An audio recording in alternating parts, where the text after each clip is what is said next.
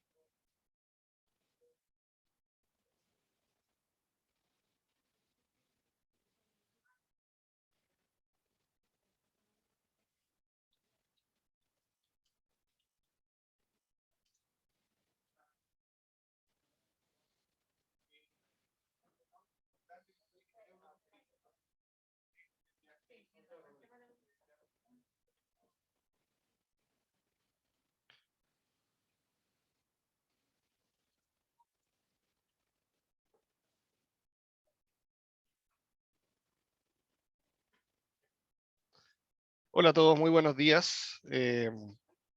Vamos a esperar unos minutitos mientras se sigue subiendo la gente. Ya tenemos 70 personas conectadas y vamos a iniciar dentro de los próximos 1 o 2 minutos.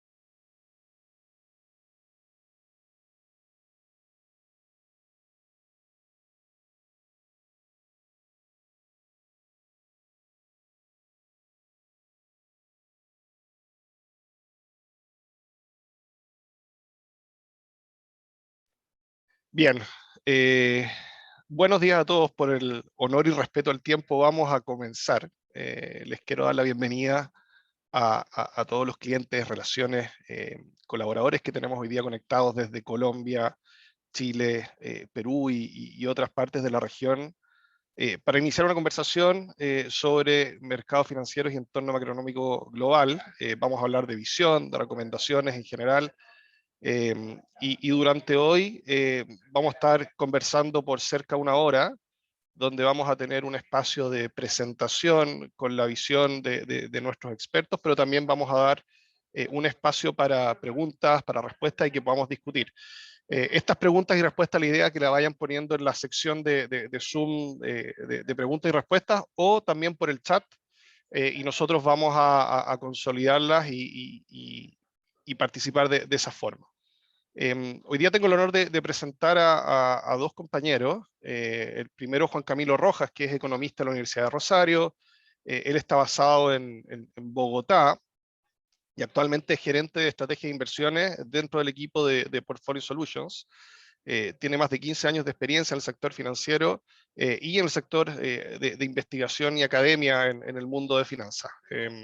Hoy es vicepresidente de Portfolio Solutions. Y también tengo el agrado de presentar a Jorge Bengolea, que está basado en Lima, que también es vicepresidente de Portfolio Solutions. Dentro de su experiencia financiera estuvo trabajando en Seguros RIMAC como gerente de estrategia e inversiones, y también fue portfolio manager en Inteligo. Desde el año 2019 que está junto a nosotros en Credit Corp. Ha estado bastante enfocado en lo que son datos discrecionales, en el proceso general de asset allocation, y desde el punto de vista más académico, no solamente CFA, sino que también tiene un máster en economía del London School of Economics. Así que bueno, con eso les doy la bienvenida. Va a comenzar Juan Camilo y nuevamente les doy las gracias por participar. Muchas gracias, Matías, y gracias a los asistentes. Ya contamos con cerca de 135 asistentes en nuestra conferencia. Vamos a dar inicio. La primera parte, pues, es un poco darles como el contexto de lo que estamos viendo en el entorno macroeconómico. Entonces, vamos a hablar de crecimiento económico, inflación, política monetaria, dólar y un tema, pues, coyuntural que en este momento está teniendo efecto, y es todo el tema para dar un contexto completo antes de pasar a la parte que Jorge nos va a presentar sobre mercados financieros y el desempeño general. Lo primero es, y ahí ustedes lo ven subrayado, las principales regiones sobre las que nosotros, nuestra estrategia, Estados Unidos, la Eurozona, Reino Unido, Japón, y emergentes tanto Asia, han venido presentando cierta falta de sincronía en su crecimiento. Todos teníamos en la cabeza la idea de que el periodo de la pandemia iba a tener como un efecto similar en términos de ciclo para todas las economías en el mundo, y que todos íbamos, así como vimos el año pasado, eh, teniendo una desaceleración en el crecimiento económico. Para este año lo que íbamos a tener es que todas las economías nos íbamos a ir moviendo hacia un ciclo de aceleración y consolidación del crecimiento. Sin embargo, y a pesar de que sí hemos visto esa reactivación de la economía, se ha empezado a dar como en diferentes momentos. Y sobre la marcha del año 2021, pues se han venido dando revisiones. Por ejemplo, en el caso de Estados Unidos, lo más reciente que tenemos es que veníamos con un crecimiento esperado del 6,9%, y recientemente el promedio del mercado pues ha venido viendo una expectativa más alrededor del 6,3%. Sigue siendo un crecimiento interesante, sigue siendo un crecimiento bastante bueno, pero sí se marca como la posibilidad de que Estados Unidos ya esté alcanzando efectivamente su consolidación de crecimiento económico durante el primer semestre del año 2021. Y lo que viene hacia adelante no necesariamente es, digamos, una desaceleración o recesión adicional, sino una normalización de su crecimiento, una transición, digamos, más hacia su crecimiento potencial. Incluso en el año 2022, fíjense que Estados Unidos va a estar creciendo en niveles del 4,5%, que eso es por encima todavía de su expectativa potencial, aunque, como les decía, un poquito más lento de lo que se creía iba a crecer Estados Unidos para el próximo año. El mercado, digamos, tenía presupuestado el mes pasado. En la eurozona empieza a ocurrir algo diferente, y es que las expectativas empiezan a mostrar aceleración. Entonces, ¿qué explica esto al final? Digamos, como que explica esta falta de sincronía, que mientras unos desaceleran, otros aceleran. En realidad lo que explica es que Estados Unidos tuvo una consolidación muy fuerte junto con China. Tal vez China empezó mucho antes, el año pasado, y lo que está pasando es que ya están alcanzando como ese pico de recuperación, y ya lo que les queda hacia adelante, como les decía, es un poquito de normalización. Otros, como Europa, que había comenzado bien el año, tuvo, recuerden, cierres importantes durante el primer trimestre del año, lo que retrasó ese proceso de recuperación, y lo que está llevando efectivamente a que al inicio del año tuvimos revisiones a la baja en ese crecimiento, derivado pues de esta expectativa de un avance menos rápido. Y lo que ha pasado recientemente es que ya se empiezan a disipar riesgos, y lo que estamos viendo es que efectivamente ese crecimiento tiende a repuntar de manera más decidida. Perdón, antes de pasar. Ahí, en el caso de los mercados emergentes, Asia Emergente ha venido revisando a la baja. Fíjense que tanto para el año 2021 como para el año 2022 pasó de 7,7 a 7,6 y de 5. En cambio, lo que está pasando en América Latina es que venimos con revisiones alcistas, y venimos con revisiones sistemáticamente al alza. Teníamos una expectativa de inicio al inicio del año para el caso de América Latina, el proceso de vacunación iba a venir muy lento, que nos iba a costar mucho más la reactivación económica, que íbamos en todo caso, digamos, a privilegiar un poco el tema de salud pública sobre el tema de reactivación económica, y eso iba a hacer que el proceso fuera muy gradual. Lo que hemos visto en el andar del año 2021 es que esa expectativa se ha batido, digamos, un poco, y lo que hemos visto es que la reactivación de las economías ha sido mucho más rápida, y que el proceso de vacunación viene empujando bastante bien. Y eso, pues, evidentemente hace una diferencia frente a las expectativas de crecimiento, mientras que en Asia, obviamente, quitando un poquito a China, lo que ha pasado recientemente es que han tenido algo de revisiones a la baja, porque allá el proceso de vacunación sí viene un poco más lento. Y recuerden que en economías como India, fue donde se generó pues esta última variante de COVID, entonces han tenido como un freno durante los últimos 2 meses, que debería reactivarse hacia adelante y debería ser uno de los líderes de América, perdón, de Asia emergente, pero pues que recientemente sí se ha visto afectado por ese motivo. Entonces, fíjense que esa falta de sincronía al final tiene detrás, obviamente, pues efectos del COVID, también temas internos que han pasado dentro de las economías, pero que al final lo que hacen es ir como desplazando, y lo vamos a ver un poco en los activos, las oportunidades sobre las diferentes regiones. Entonces, si antes Estados Unidos era más favorita dentro de los desarrollados, seguramente lo que estaremos viendo hacia adelante es que hay otras regiones que empiezan a verse favoritas. Y dentro de los emergentes, digamos, empiezan a verse también favoritos frente a los desarrollados, pero dentro de las dos regiones más relevantes que tenemos ahí, pues evidentemente Latinoamérica empieza a mostrar una posibilidad de que vayamos. Ya indicadores más de corto plazo, se ve algo similar. En realidad, fíjense que lo que hemos tenido es que los desarrollados han venido desacelerando, obviamente desde niveles muy altos, ya como que se había logrado esa consolidación general, digamos, para el mundo desarrollado en mayo de este año, y lo que hemos venido es desacelerando en crecimiento. Eso no está mal, digamos. Estamos empezando a buscar esa normalización, liderados por Estados Unidos. Y lo que tenemos para el mes de julio es que seguimos con una expansión importante. Este es un índice que mide en el corto plazo el comportamiento de dos componentes importantes del PIB, como son la industria y los servicios. Cualquier indicador por encima de 50 puntos se considera expansión, por debajo de 50 puntos contracción. Y ahí lo que hemos tenido en lo reciente es que llegamos a un nivel de 61 puntos para el caso de los desarrollados, y recientemente estamos en niveles de 57, lo que quiere decir que la economía sigue empujando, sigue creciendo, pero a un ritmo tal vez más moderado de lo que lo teníamos en mayo de este año. ¿Qué ha pasado con los emergentes? Fíjense que hemos tenido como varios momentos en los que hemos pasado efectivamente por picos de recuperación importantes, como noviembre del año pasado, liderados por China. Después tuvimos como una desaceleración, otra vez en abril de este año un repunte adicional, aquí liderados tanto por China como por India. Y nuevamente tuvimos una desaceleración hasta el mes de junio, y en julio nuevamente. Pero fíjense que ahora en el mes de julio no solamente es China, sino que ya empieza a aparecer Latinoamérica, acá representado por Brasil.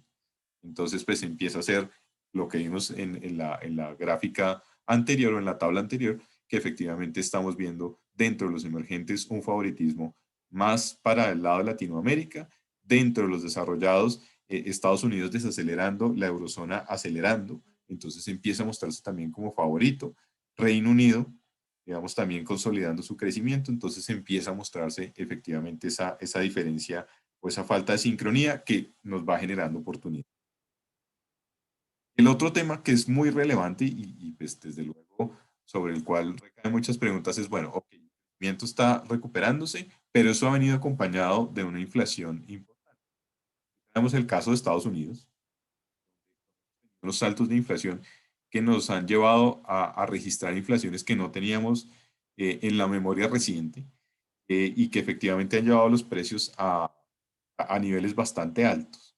¿Qué estamos viendo ahí? O sea, nosotros creemos y seguimos con esa convicción de que efectivamente lo que vamos a tener hacia adelante es también una normalización de esos precios, en línea con lo que hemos visto en la normalización, o con lo que estamos esperando en la normalización del crecimiento económico. Lo que tendríamos que ver hacia adelante es que esas presiones sobre precios no van a seguir infinitamente.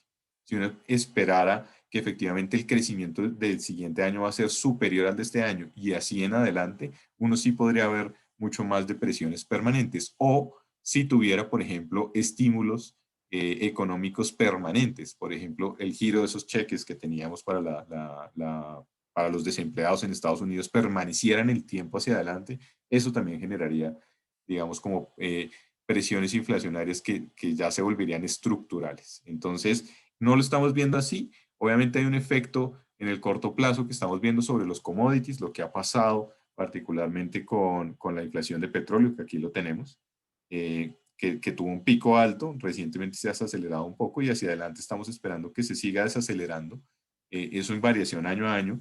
Entonces, pues evidentemente lo que estamos viendo es que efectivamente no estamos viendo eh, que esto deba llevarnos hacia adelante a una persistencia en esos precios, que nos vuelva más el tema estructural, y que digamos, como que acelere las decisiones de política monetaria hacia adelante. Por ahora también estamos entrando en un proceso de normalización de la política monetaria, donde se han empezado a dar algunas señales de que efectivamente bancos centrales como el de Estados Unidos y como el de Inglaterra ya han empezado a llamar a la prudencia y a tener que, digamos, trabajar con otras expectativas frente a lo que pueden ser los giros adicionales de liquidez al mercado e incluso las tasas de interés bajas que estamos registrando en este momento. Por su parte, el Banco Central Europeo y el Banco de Japón sí todavía siguen con una postura más laxa y de hecho todavía están dispuestos a entregar estímulos adicionales, teniendo en cuenta que los retrasos que han tenido en su reapertura de las economías y obviamente en la reactivación completa, pues se ha demorado un poco más de lo que se tenía presupuestado. Entonces todavía necesitan algo de soporte. Por el lado de tasas de interés, en línea con lo que veíamos anteriormente, ya la expectativa empieza a marcar que hacia adelante estaríamos esperando tasas más altas. ¿Cómo lo vemos acá? Que acá tenemos las economías desarrolladas y la expectativa sobre el eje horizontal es lo que estamos esperando 12 meses adelante y fíjense que las expectativas ya empiezan a marcar efectivamente que las tasas de interés deberían estar más al alza. ¿Listo? En este eje lo que medimos es lo que ha venido pasando en los últimos 12 meses. Y en los últimos 12 meses, fíjense que casi todos están en que no han movido sus tasas de interés. De hecho, aquí se alcanza a ver que el Banco de Australia bajó algo sus tasas de interés. El resto han estado quietos, pero para el siguiente año empieza a verse efectivamente que sí hay un ajuste de expectativas al alza. Bajito todavía, porque fíjense que para las reservas federal lo que dice es la tasa de política monetaria o la tasa, digamos, que representa el tema interbancario, debería estar en 5 puntos básicos. Eso todavía sigue siendo muy bajito, pero lo que dice es que efectivamente se está esperando que haya cambios positivos en las tasas de interés. Banco de Inglaterra por acá, que lo veíamos en la diapositiva pasada, que ya había empezado a dar señales. Y por el lado de las economías emergentes, pues el caso es bien similar. ¿Listo? Obviamente con unos movimientos mucho más fuertes. Fíjense que aquí ya hablamos no de 5 a 25 o a 15 puntos básicos, sino hablamos de 50, 100, 150 puntos básicos al alza que podríamos tener. Todo esto, digamos, se está dando por las razones correctas. Y las razones correctas es que estamos teniendo un repunte del crecimiento. Eso nos ha llevado, obviamente, a un empuje de los precios hacia arriba y se justifica en este momento empezar a normalizar con tasas de interés más altas, no necesariamente en ciclos demasiado acelerados, o sea, subir demasiado rápido las tasas de interés, pero sí efectivamente un ajuste al alza como lo está mostrando. Eso de todos modos pues se va a venir reflejando también en tasas de interés de mediano y largo plazo. Acá quisimos traer también el ejemplo de las tasas de los bonos del Tesoro en Estados Unidos y cuál es el cierre que tenemos esperado también para en el año 2021 y en el año 2022. Acá en la senda que aparece en la gráfica de la izquierda está lo que estamos esperando para las tasas de política monetaria o la tasa de política monetaria. Fíjense que no estamos esperando movimientos ni en lo que resta de este año ni durante 2022, pero sí para el año 2023, 2024 y en 2025 ya alcanzaría la meta que nosotros creemos que debería tener la Fed en términos de tasa de política monetaria, que son niveles de 2.25%. Eso pues me va a ir llevando efectivamente las tasas de interés de la curva de los bonos del tesoro también a tener un ajuste. Fíjense que para el cierre de este año, la referencia a 10 años, que es la que todos tenemos o más tenemos en la cabeza, va a estar nosotros creemos en niveles de 1.68. Hoy estamos en niveles de 1.37, 1.38. Han venido repuntando esas tasas después de que hasta la semana pasada las habíamos tenido cayendo a niveles cercanos a algunos 16. Recuerden que al cierre del primer trimestre de este año también tuvimos tasas de interés bien altas en los bonos del Tesoro por encima de niveles de 1.75. Entonces, pues lo que estamos viendo es que para el cierre de este año 1.68 y para el cierre del próximo año 1.88%. Entonces, el ajuste de las expectativas de lo que puede hacer, por ejemplo, el tapering en Estados Unidos o de las expectativas de que cada vez se acerque más la posibilidad de una subida de tasas de interés, pues nos va a ir reacomodando la formación de precios de toda la renta fija digamos, como en las tasas base en Estados Unidos, y obviamente eso repercutirá también asimismo en lo que pase con la formación de precios de renta fija en el mundo. Dólar. Otro de los activos bien importantes. ¿Qué ha pasado con el dólar global? Fíjense que recientemente tuvimos un salto acá, viendo por este índice de XY que compara el dólar con las más importantes. Y acá lo que hemos tenido, o lo que tuvimos en este salto al final, está muy explicado por el tema de la variante Delta del COVID. Y digamos, comenzando el mes de junio, se empezó a hablar de la variante y de que tenía unas repercusiones nuevamente en temas de cierres en algunas regiones como Europa, como Asia. Entonces, pues eso evidentemente generó un mini escenario de riesgo. ¿Qué ha pasado recientemente? Fíjense que después de que tuvo ese salto, tuvo un leve repunte adicional, pero en lo reciente hemos tenido nuevamente caídas del dólar. Con toda esta oferta de dinero que hemos tenido en dólares, lo normal sería que el dólar se estuviera depreciando muy fuerte, pero hay fuerzas de mercado y hay fuerzas de coyuntura, de economía, que llevan a que no necesariamente ese movimiento sea tan direccional, o al alza o a la baja.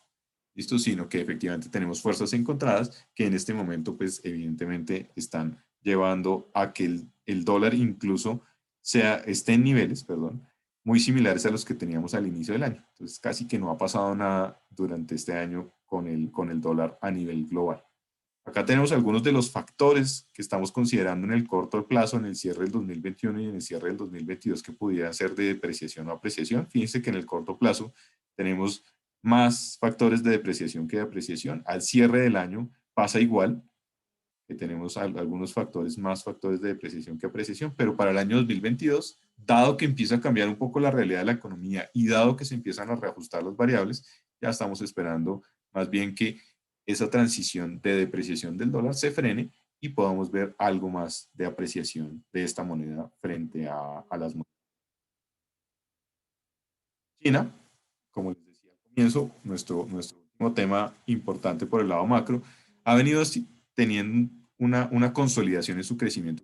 Desde el comienzo del año, ellos iniciaron por política, digamos, una transición hacia la normalización del crecimiento para evitar, digamos, que el crecimiento estuviera disparado y que eso generara unos desequilibrios. Entonces, esa política de normalización ha venido funcionando, ustedes lo ven acá, después del salto, pues hemos tenido un retorno de las variables macroeconómicas. Aquí está producción industrial y ventas minoristas hacia niveles más normales, aunque todavía están por encima del promedio. Entonces, esa política de normalización debería seguir hacia adelante. ¿Esto nos debería preocupar? En realidad no, en realidad es un paso normal. Lo que sí, digamos, hay que tener en cuenta es la velocidad con la que se está dando esa normalización. Entonces, si es demasiado agresivo, si digamos cerramos el grifo inmediatamente, eso sí puede tener unos efectos macro relevantes que incluso pudieran llevar a China a crecer en niveles muy por debajo de su potencial.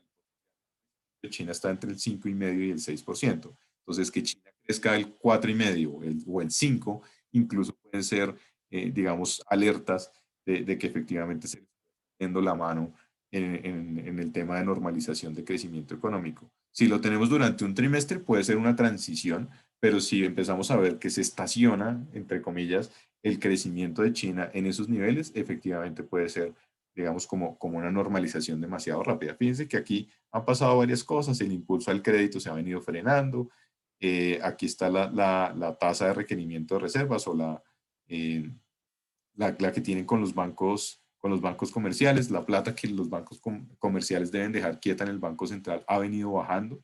Y eso es para tratar de equilibrar la liquidez del mercado, que siga habiendo liquidez, que no tengamos digamos, como un freno permanente del crédito, sino que se vaya desacelerando de forma también tranquila y pues un poco más natural después de la aceleración importante que se dio el año pasado con ocasión de las ayudas que había. Finalmente, el tema de las decisiones regulatorias que recientemente hizo el gobierno en China, ahí hay varias cosas. Evidentemente son temas que cambian un poco la realidad del mercado y digamos como el marco jurídico del mercado en China, sí, sí. Son temas que eran inesperados, no. pero sí se han venido acelerando en el presidente, teniendo en cuenta que había aplazado esas decisiones, digamos, por temas de seguridad nacional, por temas de patentes, digamos, como todo ese andamiaje alrededor de lo que implica eh, exponer sus empresas y exponer, digamos, su economía al mundo. Entonces, pues esas decisiones se habían venido aplazando, aunque se tenían planificadas. Entonces, entre comillas, lo malo es que se dieron todas en un mismo momento y entonces se está entendiendo en el corto tiempo que China está queriendo sobreregular su mercado y, digamos, como controlarlo demasiado.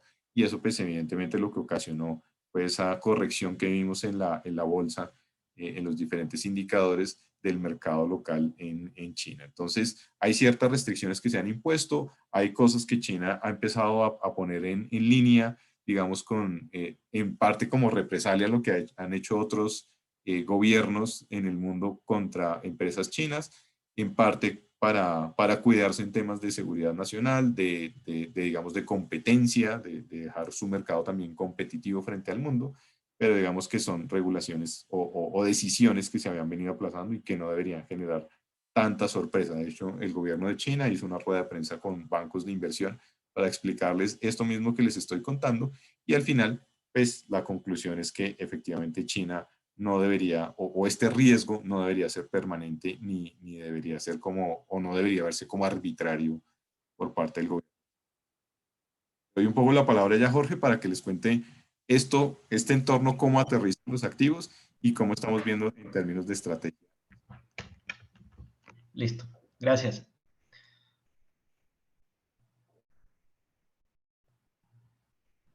Ahí está, listo. Gracias, Juan Camilo. A ver, aquí tenemos los resultados de las principales clases de activos, de renta fija, renta variable y materias primas, en lo corrido del año. Les pido primero que se enfoquen de repente en lo que pasó en julio, que como pueden ver fue un mejor mes para la renta fija que para la renta variable, en línea un poco con lo que les explicaba Juan Camilo, ¿no? Fue un mes en el que se juntaron una serie de preocupaciones respecto al desempeño de la economía global hacia adelante, ¿no? Por un lado, el crecimiento de la economía de Estados Unidos en el segundo trimestre, que si bien fue bastante positivo, decepcionó las expectativas que se tenían. Se esperaba que fuese más alto. En segundo lugar, la expansión, ¿no?, de los casos de la variante Delta de COVID que volvieron a hacer resurgir la posible necesidad de que se vuelvan a tener que tomar medidas de distanciamiento social y por lo tanto se ralentice la recuperación global. Además de eso, la sorpresa que significó la publicación de las minutas de la reunión de la Reserva Federal de Estados Unidos en junio, que llevó al mercado, a los inversionistas en general, a pensar que de repente el desarrollo o el despliegue de política monetaria de la Reserva Federal hacia adelante iba a ser demasiado agresivo en su normalización. Y podía llevar en algún momento a que la expansión de la economía de Estados Unidos se ahorque o sea ahorcada por esta normalización demasiado agresiva de la política. Y finalmente, también, ¿no?, como les decía Juan Camilo, las preocupaciones respecto al cambio de postura en cuanto al entorno regulatorio por parte del gobierno chino, ¿no? Todas esas cosas se juntaron en julio, lo cual generaron que las expectativas de crecimiento en el mundo se revisen a la baja, y esto típicamente tiene un impacto positivo para la renta fija porque las tasas base tienen una correlación positiva, ¿no?, con las expectativas de crecimiento global. Cuando las expectativas caen, las tasas base, en particular las largas, caen también. Y eso es algo que favoreció, como pueden ver aquí, principalmente a los bonos del Tesoro de Estados Unidos y a los bonos investment grade, que son los de mayor duración y menor riesgo crediticio. Fue un muy buen mes para la renta fija, que de alguna forma prolonga el buen periodo que ha tenido la renta fija desde abril de este año, después de un muy mal trimestre en el que las tasas subieron bastante.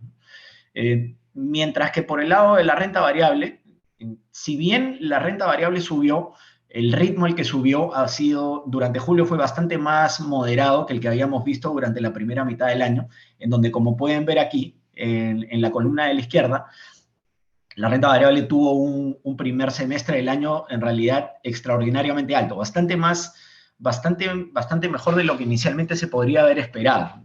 Y esta senda se moderó en muy buena cuenta por estas preocupaciones de crecimiento de las cuales les estaba hablando, ¿no? Si bien fue un mes positivo, fue un mes con una tasa de retorno menor a la que se había estado teniendo en la primera mitad del año.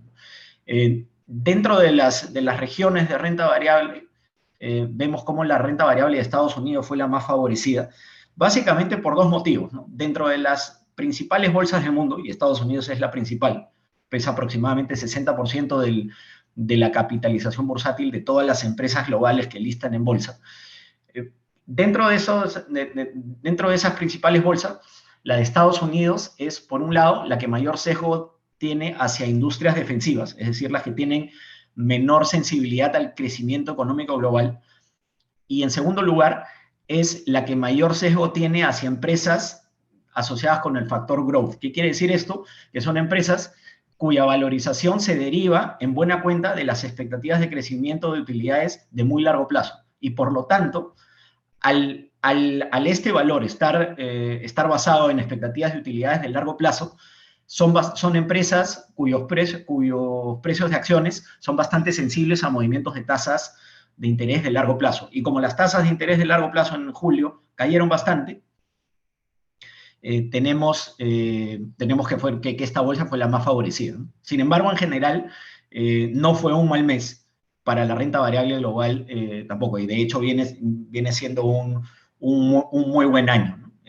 Como les decía Juan Camilo, finalmente, Asia emergente fue el peor mes, el peor mercado en cuanto a performance, dado este impacto del riesgo regulatorio que subió significativamente durante el mes. Y en lo corrido de agosto, lo que hemos visto ha sido una reversión de la tendencia que vimos en julio, ¿no?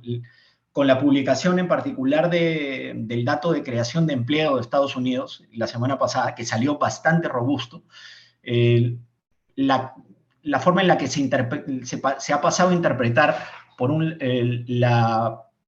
la política monetaria de la Reserva Federal ha cambiado un poco, ¿no? Dado que el mercado laboral se viene recuperando bastante bien, esto quiere decir que la normalización de política monetaria que podemos esperar, o el inicio de normalización que podemos esperar hacia fin de año y luego hacia el 2022 y 2023, de repente o muy probablemente no vaya a significar un ajuste demasiado fuerte, demasiado rápido.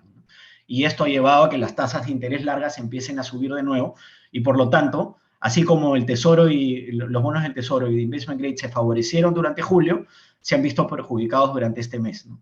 Y por otro lado, la renta variable, al nuevamente estas expectativas de crecimiento global haberse empezado a ajustar nuevamente al alza, o estas preocupaciones que habían en julio haberse moderado, han tenido un muy buen inicio de mes, en donde ya otras bolsas han tenido una mejor performance que la de Estados Unidos, dado que son bolsas un poquito más cíclicas, ¿no? Podemos pasar, por favor, Juan Camilo. A ver, y aquí pasamos ya a un poco el sustento de cómo estamos viendo el mercado, ¿no? Nuestra recomendación para un portafolio global de acciones y bonos actualmente es sobreponderar ligeramente las acciones por sobre los bonos, ¿no? Es una postura que ha funcionado bastante bien durante lo corrido del año, como pudieron ver en la lámina anterior.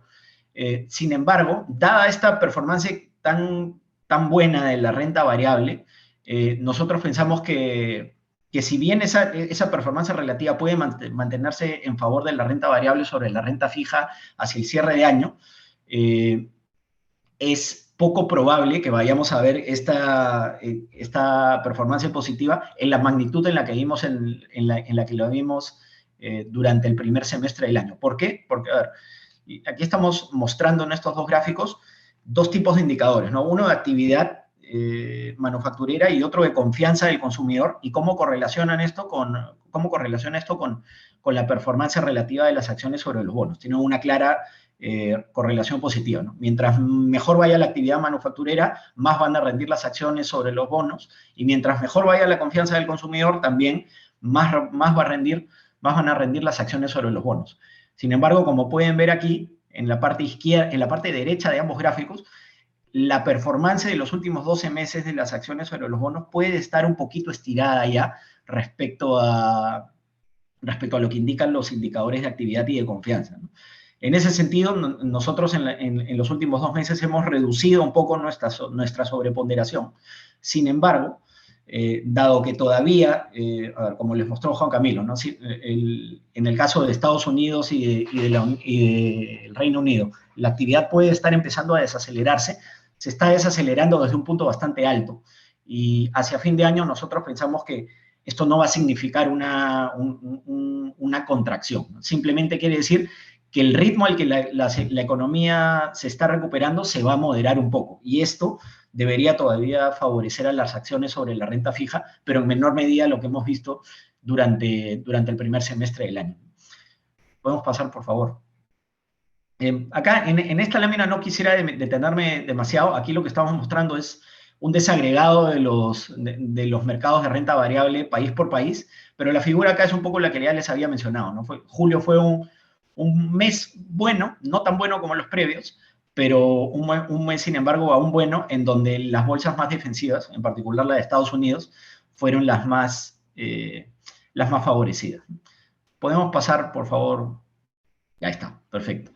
Y aquí entramos un poquito más en detalle en la renta variable de Estados Unidos, que, como les digo, ¿no?, es de lejos la más relevante a nivel global. A ver, aquí hay que dividir el análisis en 2 partes, ¿no? Primero, lo que sucedió en julio, que, como les digo, fue un mes particularmente bueno para sectores defensivos o sectores growth, en donde la valorización de las acciones depende bastante de expectativas de utilidades de muy largo plazo, ¿no? Por eso podemos ver cómo el sector tecnología o el sector de servicios básicos o el sector de consumos básicos y de servicios de comunicación fueron los que mejor rendimiento tuvieron durante el mes de julio. Sin embargo, en lo corrido del año, seguimos viendo cómo los que mejor han rendido, los sectores que mejor han rendido han sido los más cíclicos, en línea con esta recuperación tan robusta que hemos visto en la economía de Estados Unidos durante el primer semestre del año, lo cual ha llevado a que sectores como energía y financieras hayan tenido un rendimiento de casi 30% en los primeros 7 meses del año, que es en realidad extraordinario, ¿no? Podemos pasar, por favor, de repente, Juan Camilo. A ver, y aquí lo que queríamos mostrarles es, de alguna forma, cómo se ven, cuáles son los principales conductores de este retorno o cuáles han sido los conductores de retorno durante este año y el año pasado. El año pasado, en donde el mundo se vio sumido en una crisis bastante severa y abrupta, claramente el rendimiento de las acciones, que fue bastante alto de marzo a diciembre, estuvo claramente impulsado por una expansión de múltiplos que está explicada por la política monetaria que vimos, que fue históricamente expansiva, ¿no? Niveles de expansión de política monetaria no vistos desde la posguerra, de la post-Segunda Guerra Mundial, ¿no? No se habían visto esos niveles de estímulo en 70 años. Y esto lo podemos ver aquí en esta línea anaranjada o melón, en el gráfico de la derecha, en donde, como pueden ver, el múltiplo precio-utilidad, que está bastante relacionado al nivel de agresividad de política monetaria, subió fuertemente durante el 2020, incluso cuando el mundo estaba en recesión, y en particular Estados Unidos. Pero después de 2020 y entrado 2021, conforme la política monetaria dejó de acelerar su expansión y ya empezó a normalizarse, vemos cómo estos múltiplos han dejado de expandirse y se han mantenido relativamente estables. Y por el contrario, como pueden ver en la sombra gris de abajo, lo que se ha empezado a recuperar es el nivel de utilidades por acción.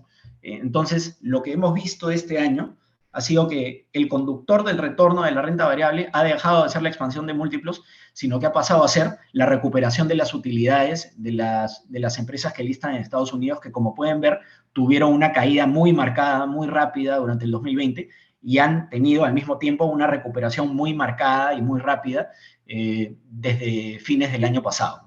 Entonces, creo que aquí es, y por lo tanto, ¿no? Dado que el conductor este año ha sido y muy probablemente va a seguir siendo la recuperación de utilidades, los sectores más favorecidos o que deberían seguir liderando esta recuperación van a ser los que mayor sensibilidad tienen al ciclo económico, que han sido, como les mostramos en la lámina anterior, sectores como los asociados a generación de energía,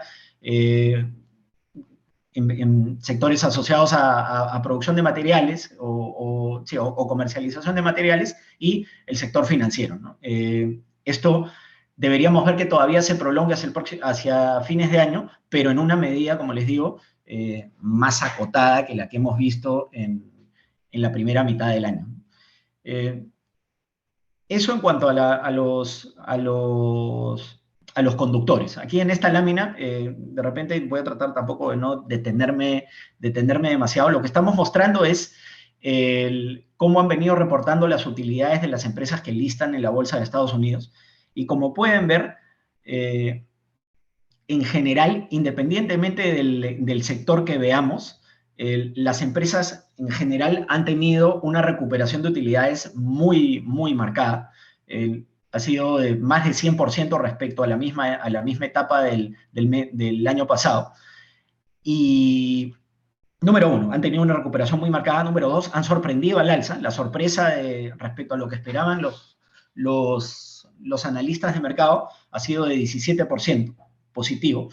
Y además, lo más saltante respecto a esta lámina es que, como les decía, la recuperación de utilidades ha sido particularmente agresiva en sectores cíclicos, ¿no? Como el sector materiales, industriales o financieras, en donde, como pueden ver, en todos los casos hemos tenido recuperación de utilidades de más de 170% respecto a donde estaban el año pasado, ¿no? Son niveles muy, muy altos. Y que claramente han tenido un impacto positivo en el rendimiento de la bolsa que hemos visto en lo corrido del año. Y creo que, como les digo, ¿no? El hecho de que nosotros hayamos estado sesgando nuestro portafolio o nuestra recomendación de portafolio de renta variable hacia sectores cíclicos este año es algo que ha venido funcionando bien. Pero, sin embargo, como les digo, es algo que debería moderarse en alguna medida hacia fines de año.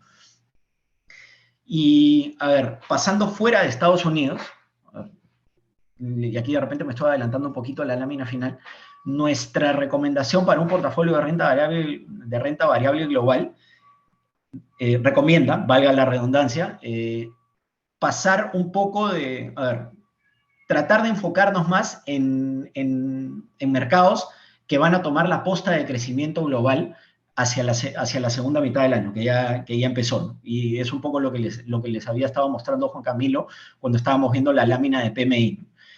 La renta variable de la eurozona debería ser una de las que más se debería favorecer con esto, porque viene en una etapa de recuperación más temprana que la de Estados Unidos, número uno, y número dos, es una bolsa con un componente cíclico mayor al que tiene la bolsa de Estados Unidos, ¿no? Y de hecho es algo que debería favorecer a esta región, si es que vemos el hecho estilizado en la historia de que en años de crecimiento económico sincronizado, las utilidades de la bolsa europea se han recuperado más rápido y han sido revisadas al alza en mayor medida que las de Estados Unidos, ¿no? Es algo que sucedió el año 2010 y el 2017, como pueden ver en este gráfico de la izquierda, cómo durante el año las utilidades fueron siendo revisadas al alza en 2010 y 2017.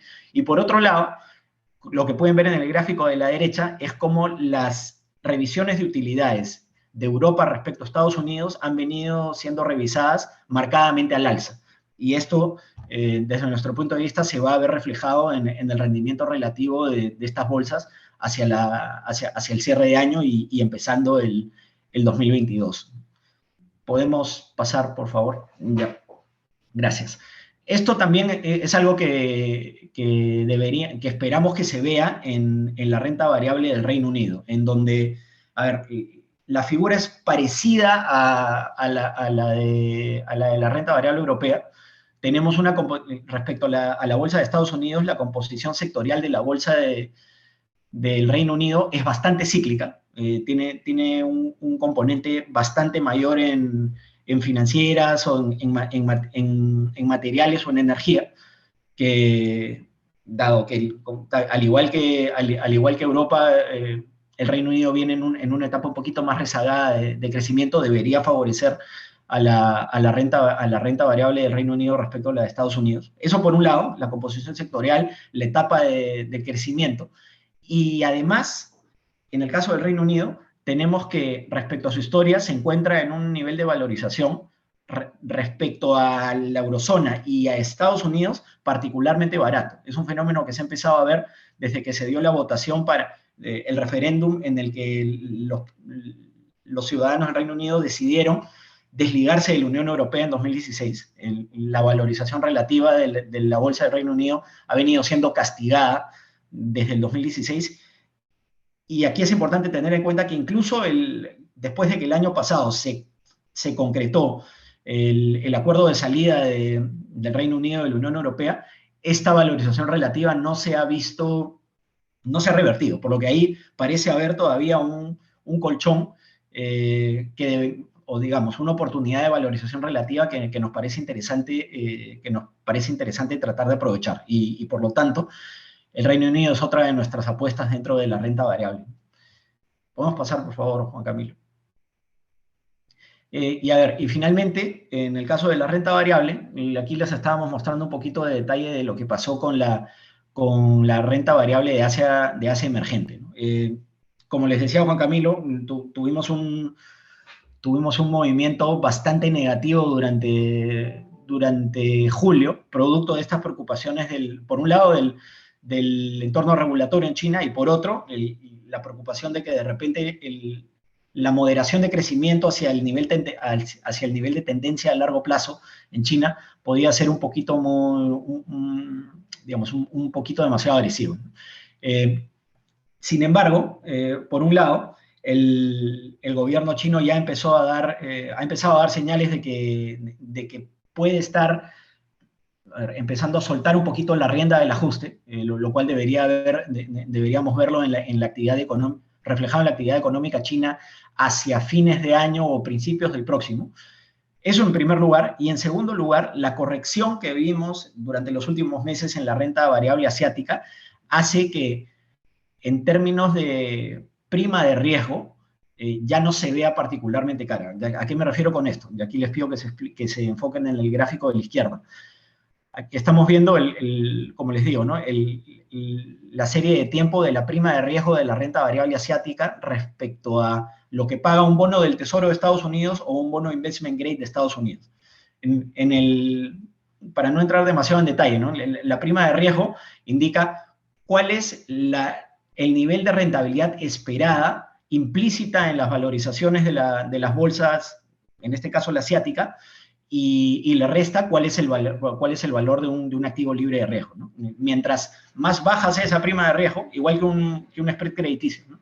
Mientras más baja sea la prima de riesgo, más caro esté el activo. Mientras más alta sea la prima de riesgo, más barato esté el activo. Y en los últimos meses hemos visto cómo esta prima de riesgo, con la corrección de la bolsa, ha venido subiendo, y por lo tanto, esta bolsa ya no se ve tan cara como se veía, ¿no?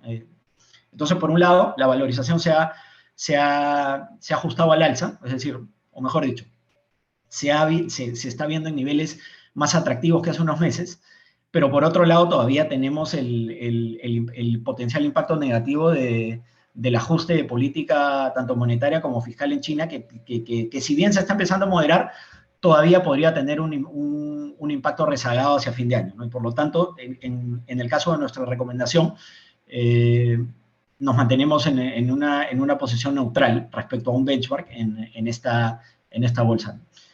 Podemos pasar, por favor, Juan Camilo. Y a ver, para terminar, voy a pasar rápidamente las láminas de renta fija. como les decía, ¿no? En el caso del año corrido, ha sido un año todavía duro para la renta fija, dado que, viéndolo punta a punta, desde fines del año pasado, las tasas base han subido bastante, dado que la economía global se ha venido recuperando fuertemente, ¿no? Sin embargo, durante julio, las preocupaciones de crecimiento recrudecieron y entonces las tasas cayeron y en general todas las bolsas, perdón, todas las categorías de renta fija, en particular las de menor riesgo crediticio y las de mayor duración, se vieron favorecidas, ¿no? Y por eso vemos aquí como en el caso particular de los bonos de grado de inversión y de tesoros de Estados Unidos, tuvieron un muy buen mes, ¿no? Aunque como hemos visto en la exposición de Juan Camilo, nosotros tenemos la expectativa de que estas tasas retomen la senda alcista y por lo tanto siga siendo un entorno complicado para la renta fija, en particular la de larga duración y bajo spread crediticio. ¿Podemos pasar, por favor? En esta lámina tampoco quisiera detenerme demasiado. Aquí lo que estamos mostrando es un poco lo que ya les había contado, cómo durante el año, de punta a punta, las tasas han tenido un marcado sesgo al alza, pero en el último mes cayeron. No hay nada demasiado nuevo. Voy a tratar de no expandirme mucho ahí. Y ya para terminar, este es, a ver, cómo se ven los spreads crediticios de cada una de las categorías de renta fija en dólares, ¿no? Como pueden ver en todos los casos, y esto seguramente lo han podido ver en el rendimiento de las distintas categorías de las categorías de renta fija en el último año y medio, todos los spreads crediticios se han comprimido fuertemente desde marzo del año pasado, en línea con, a ver, por un lado, la recuperación de la economía global y por otro, sobre todo, las muy agresivas posturas de política monetaria expansiva de todos los principales bancos centrales del mundo, ¿no? Entonces tenemos así que en el caso de Investment Grade de Estados Unidos y High Yield de Estados Unidos, estamos en niveles de spreads cercanos a su mínimo histórico de los últimos 10 o 12 años, ¿no? Y tenemos que en el caso de mercados emergentes, si bien hemos tenido una compresión también marcada desde marzo del año pasado, puede que haya ahí un poco más, por un lado, un poco más de espacio respecto a su historia. Como pueden ver, el punto actual, que es este celeste, no está en el mínimo en ninguno de los dos casos, ni en deuda corporativa ni en deuda soberana. Eso por un lado. Y segundo, históricamente, estos spreads son los que mayor sensibilidad han tenido a crecimiento económico global, ¿no? Por lo que, por un lado, tienen mayor espacio para comprimirse y segundo, son los que más deberían favorecerse en el entorno en el que nos encontramos actualmente, ¿no? Y por lo tanto, nuestra recomendación en un portafolio de renta fija es mantener una duración baja, dado que esperamos que las tasas largas suban, y por otro lado, enfocarnos un poco más en riesgo crediticio, en donde en el entorno de tasas bajas en el que nos encontramos, el ingreso corriente es atractivo y todavía puede haber algún espacio adicional para ganancias de capital con compresión de spreads, ¿no? Y ya esta es la última lámina en la que de alguna forma resumimos nuestro posicionamiento recomendado. Como les decía, largos renta variable, ligeramente largos, menos largos que a principio de año, pero largos aún. Cortos renta fija, dado el entorno de tasas en el que nos encontramos. En el caso, y ligeramente largos caja en la espera de una posible corrección de mercado para volver a desplegar estos fondos en la renta variable, en donde está nuestra principal apuesta, ¿no? Y en el caso del posicionamiento dentro de las clases de activos, como les decía, dentro de la renta fija estamos cortos, activos con larga duración y bajo riesgo crediticio, tesoros e investment grade, y estamos enfocándonos en los activos de menor duración y más riesgo crediticio, que son investment grade y deuda emergente, ¿no? Y en el caso de la renta variable, como les decía también, ligeramente cortos a Estados Unidos, dado cómo ha corrido en el año y el sesgo un poco más defensivo que tiene, y nos estamos enfocando en categorías, o mejor dicho, en regiones que vienen un poquito más rezagadas en su recuperación y tienen un mayor sesgo cíclico en su composición, ¿no? Europa, Reino Unido y mercados emergentes. Eso es un poco lo que ha venido sucediendo en los mercados, cómo creemos que se van a desempeñar hacia adelante y por lo tanto el posicionamiento que recomendamos. No sé si tienen alguna consulta o comentario para Juan Camilo o para mí.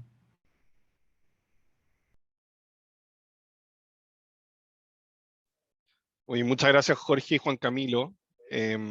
A ver, yo he estado leyendo las preguntas que vienen en el chat y también en la sección de preguntas y respuestas. Y creo que hay tres grandes temas que creo vale la pena profundizar. Lo uno, en cierta forma, cuando hablamos de la TAM como una región, y obviamente tenemos muchas similitudes, pero desde el punto de vista financiero, ¿cuáles son las implicancias de promediar a la TAM como uno, teniendo realidades tan distintas entre las distintas economías? Ese es un tema. Segundo tema, ¿por qué se ha dado en cierta forma una recuperación de la economía global sin tanta sincronía entre distintas regiones en el mundo? Y por último, una perspectiva específica sobre la renta fija, que algo hablamos, y en particular sobre la renta variable de la región, de nuestros países. ¿Cuál debiese ser la perspectiva de desempeño? Son como los tres grandes temas que se repiten. Así que adelante, Juan Camilo. Perfecto, Matías. Ahí me estaba escuchando, ¿cierto? Creo que se quedó congelada la Sí, imagen. sí, dale. Vale, perfecto. Listo. No, con respecto a al primer comentario, y creo que es bien relevante cuando hablamos de Latinoamérica como región, que lo veíamos al comienzo, de cómo se veía el crecimiento de Latinoamérica, qué esperábamos de Latinoamérica, repunte en lo que veíamos de Latinoamérica. Efectivamente, nosotros en el análisis macro lo tomamos como una región, pero eso no implica que no hagamos estrategia dentro de América Latina. De hecho, pues nosotros como Credicorp Capital somos el banco de inversión que le abrimos la puerta al mundo un poco a esta región de América Latina y le hacemos seguimiento cercano a cada uno de los países. ¿Qué quiere decir eso al final? Que nuestra estrategia, por ejemplo, cuando nos enfocamos, como lo vemos aquí en esta lámina, en tener una exposición hacia mercados emergentes, tanto por el lado de renta variable como por el lado de renta fija, ahí tenemos en cuenta las características de cada uno de los países. Entonces, este promedio del que hablamos al comienzo, de que vemos mejor América Latina en general que Asia emergente, ahí evidentemente es así como región, pero dentro de la región, pues obviamente tenemos favoritos o países mejor posicionados que otros y eso hace parte de nuestra estrategia. Entonces, el promedio puede ser peligroso en cierta medida de hablar al unísono, digamos, de la región como si fuera solo un país, pero en realidad lo que estamos haciendo es dar un contexto general para al final enfocarnos en términos de estrategia en sí, estar más expuestos a ciertos países que a otros. Entonces, por ejemplo, en este caso estamos viendo más exposición en nuestros fondos en México, en Brasil principalmente, más que en otros países como Argentina, por ejemplo, con los ruidos que hemos tenido políticos en la región, pues también eso lo tenemos en cuenta a la hora de lo que puede ser el comportamiento futuro o por lo menos la coyuntura, digamos, cómo puede estar afectando la toma de valor de los activos en cada uno de los países. Entonces, sí lo tenemos en cuenta, a pesar de que hablamos de Latinoamérica como promedio, sí tenemos evidentemente en cuenta las diferencias que hay en cada uno de los países y eso lo hacemos a la hora de la estrategia. Con respecto a la segunda pregunta de por qué se ve esa falta de sincronía al final en la recuperación de la economía global, en parte una de las cosas que les explicaba al comienzo es, hemos tenido como diferentes fases. Recuerden que la evidencia del virus y de la pandemia que hemos vivido hasta el momento arrancó en China. Entonces China tuvo el primer efecto, fue el país que tuvo los primeros cierres. Recuerden que China estaba cerrando su economía entre finales de enero, comienzos de febrero, mientras que el resto del mundo, de los países que tuvieron cierres estrictos, lo estábamos haciendo recién a mediados del mes de marzo.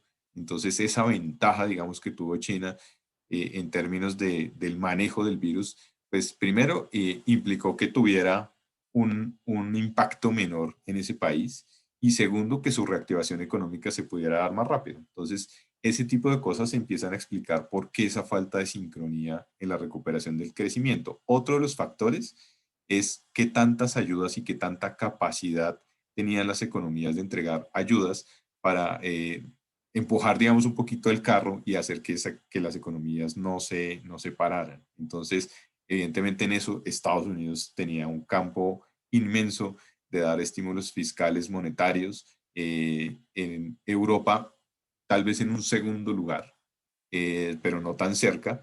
Y en tercer lugar, creo que quedamos el resto. Incluso dentro de los países emergentes, pues hay disparidades de que algunos tienen más capacidad que otros. De pronto China tenía un poquito más de capacidad de entregar ayudas que otros países. En nuestra región, Perú tenía un espacio fiscal mucho más amplio de lo que lo podíamos tener el resto de países. En términos de política monetaria, tal vez fuimos hasta donde se podía, bajando tasas, incluso haciendo política no convencional en países como Chile y como Colombia, de entrar a intervenir directamente el mercado financiero a través de compras de títulos por parte de los bancos centrales, que es una práctica que en el mundo ya se volvió muy, muy común, pero que en nuestros países no había sido tan común. Entonces, pues, evidentemente también depende de esa capacidad de reacción al final.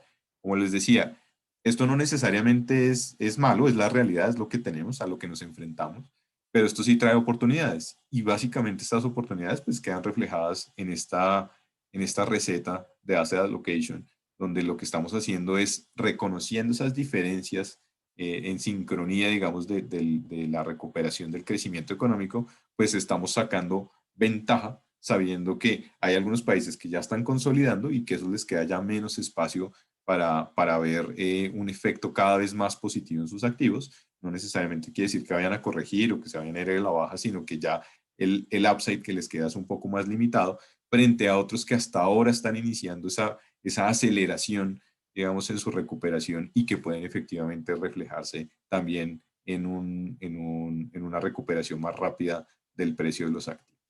La tercera, Jorge, te la dejo para que comentes un poquito de cómo se ve el tema de renta fija versus renta variable en la región.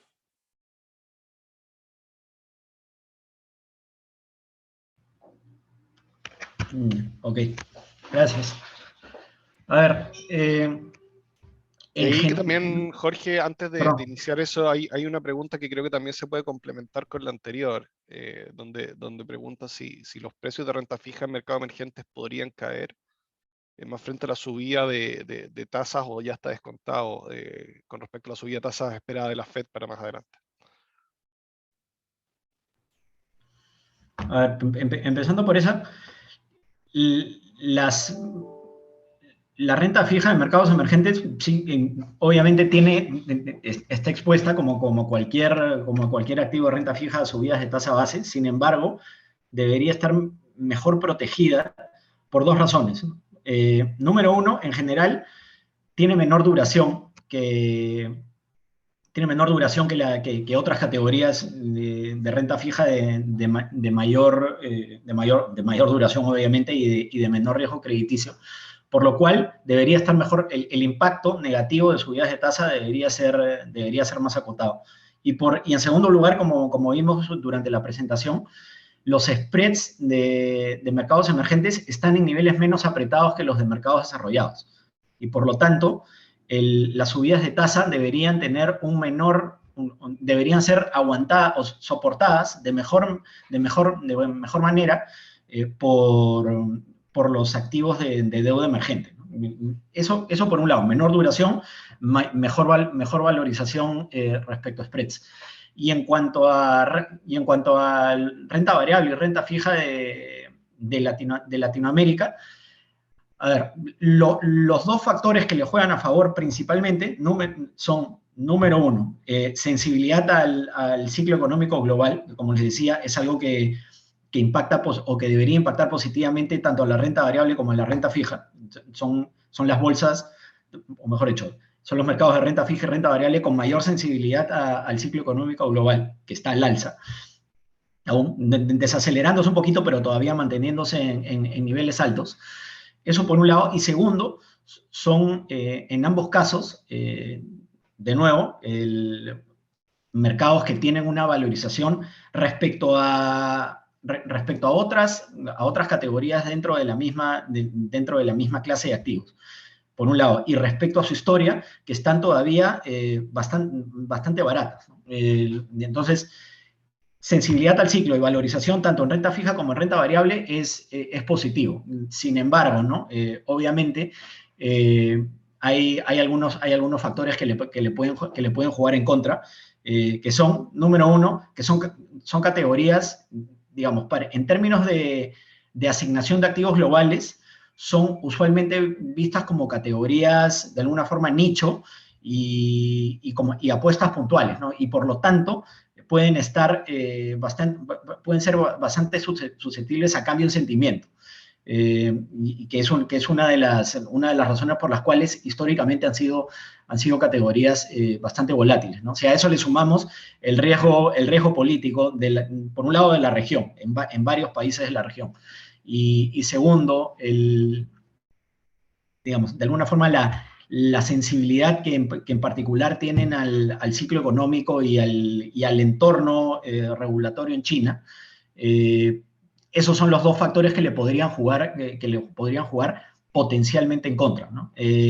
Pero dado que, por un lado, nosotros estamos empezando a ver que el gobierno chino ha empezado a dar señales de que va a moderar su postura de normalización, y por otro lado, el ciclo económico global todavía tiene espacio para prolongarse al alza, desde nuestro punto de vista nos sentimos cómodos manteniendo esa sobreponderación. Pero habiendo dicho eso, es importante tener en cuenta de que tanto en la renta variable, pero principalmente en la renta fija, dado el rally no tan marcado que hemos visto básicamente en todas las categorías de activos desde marzo del año pasado, estamos viendo niveles de valorización apretados, ¿no? Entonces ahí hay que tener en cuenta que si bien pueden haber oportunidades, son oportunidades en muchos casos que se deben ver en términos relativos en un entorno global de valorizaciones considerablemente bajas, dada la performance de todos los activos globales en los últimos 18 meses, ¿no? Bueno, 17, 18 meses. Entonces sí, es un poco la forma en la que vemos los activos de la región. Bien, bueno, ya estamos casi 10 minutos pasados de la hora, y gran parte de las preguntas ya las respondimos. Entonces me gustaría agradecer nuevamente la participación de las más de 170 personas que tuvimos hoy día en distintos países. Ante cualquier duda, comentario, por favor nos las hacen saber con sus ejecutivos de inversiones, con los distintos métodos que tenemos para comunicarnos. Y esperemos vernos en la siguiente ronda de webinars, que la verdad que lo hacemos bastante seguido. Así que nuevamente, muchas gracias, buenos días a todos, y muchas gracias Jorge y Juan Camilo por la presentación. Gracias, Listo. cuídense. Gracias a todos. Cuídense. Chao, chao.